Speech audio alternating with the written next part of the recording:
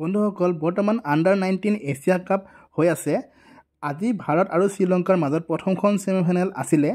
এই খেলখনত ভাৰতে শ্ৰীলংকাক হৰুৱাই আণ্ডাৰ-19 এছিয়া কাপৰ ফাইনেলত প্ৰৱেশ কৰে।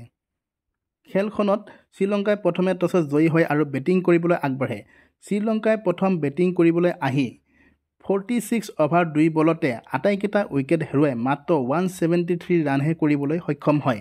শ্ৰীলংকাৰ হৈ এল আবেসিংহেই 110 বলত 69 ৰান কৰে আৰু এছ চানমুগানাথনে 72টা বলত 42 ৰানছ কৰে।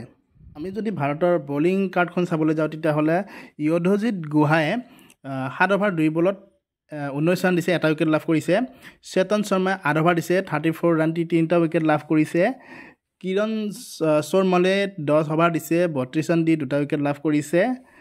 নিখিল কুমাৰে 3 অভাৰ দি 11 ৰান দিছে আৰু আয়ুষ মাহাত্ৰে 10 অভাৰ 37 ৰান দি 2টা উইকেট লাভ কৰিছে।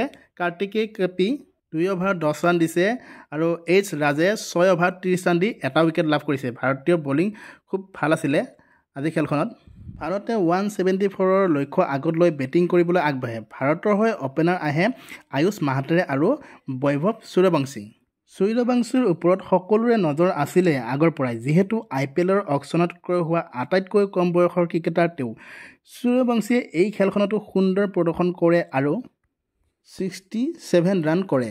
ভাৰতীয় অপেনাৰ বৈভৱ সূৰ্যবংশী আৰু আয়ুষ মাহাত্ৰেৰ দুৰ্দান্ত বেটিং প্ৰদৰ্শনৰ বাবে ভাৰতে এই খেলখনত 21 অভাৰ 4 বলতে 3টা উইকেটৰ বিনিময়ত 175 ৰান কৰি জয়লাভ কৰে 7টা উইকেটত। বৈভৱ সূৰ্যবংশীয়ে 36টা বলত 67 ৰান কৰে, য'ত আছিল 6টা 4 আৰু 5টা 6 কোবাইছিলে তেওঁ। আৰু আয়ুষ মাহাত্ৰে 28টা বলত 34 ৰান কৰিছিলে, য'ত 7টা 4 কোবাইছিলে আৰু এই খেলখন 7টা উইকেটত ইণ্ডিয়া জয়লাভ কৰে। ভাৰতে আণ্ডাৰ-19 এছিয়া কাপৰ ফাইনেল খেলখন খেলিব বাংলাদেশৰ লগত। ভাৰত আৰু বাংলাদেশৰ মাজত ফাইনেল খেলখন অনুষ্ঠিত হ'ব আৰু এই খেলখন অনুষ্ঠিত হ'ব 8 ডিচেম্বৰ তাৰিখে 10:30 AM।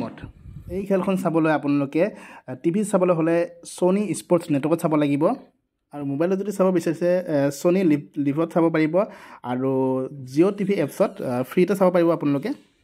আজিৰ ভিডিঅ'টো ইমানেই আছিলে। ভিডিঅ'টো শেষলৈ চোৱাৰ বাবে সকলোকে ধন্যবাদ।